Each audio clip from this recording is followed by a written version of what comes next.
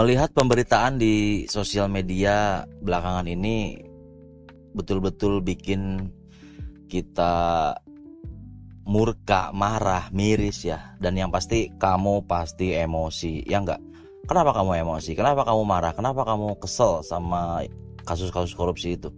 Mau tahu jawabannya kenapa? Karena kamu tidak terlibat di sana.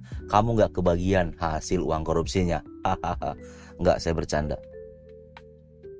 Apakah korupsi adalah bentuk kejahatan? Jelas. Karena itu merugikan hampir semua pihak, kecuali pihak yang korupsi ya. Korupsi itu dampaknya gak main-main. Kalau kamu coba merincikan dengan pendekatan hukum kausalitas atau hukum sebab akibat, butterfly effect-nya sangat miris sekali hasil dari korupsi itu. Khususnya untuk masyarakat kelas menengah ke bawah. Lalu, apakah pelaku korupsi itu buruk? Tergantung perspektif. Bisa jadi kita semua adalah calon-calon koruptor. Kenapa begitu? Karena yang membedakan hanya soal kesempatan, konteks, dan tempatnya aja. Bentuk dan jumlahnya aja. Perbedaannya hanya terletak pada sosok, peran, nilai, dan dampak yang dihasilkan. Saya disclaimer, bukan saya menormalisasi apalagi mendukung tindakan korupsi. Tapi terkadang kita harus jujur dan terbuka, khususnya pada diri sendiri. Selama ini kita hidup dalam sistem yang memungkinkan kita sangat berpotensi untuk korupsi. Atau mungkin memang harus korupsi jika diperlukan dan terdesak pada posisi atau situasi tertentu yang membuat kita terjebak dalam lingkaran setan yang nyaris mustahil untuk keluar dari pusaran itu. Sejujurnya, setiap hari kita selalu terlibat dalam praktik korupsi. Korupsi itu bukan hanya tentang uang.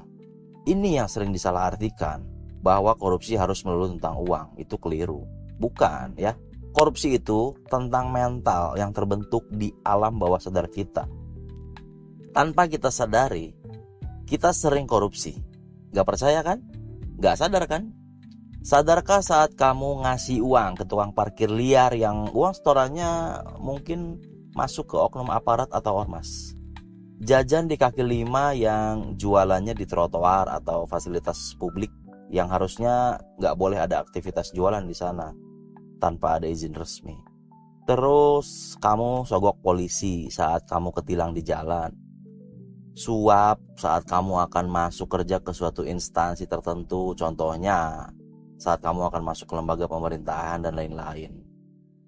Apakah itu bukan bagian dari korupsi? Jadi pertanyaannya, apakah kamu mau lanjut korupsi?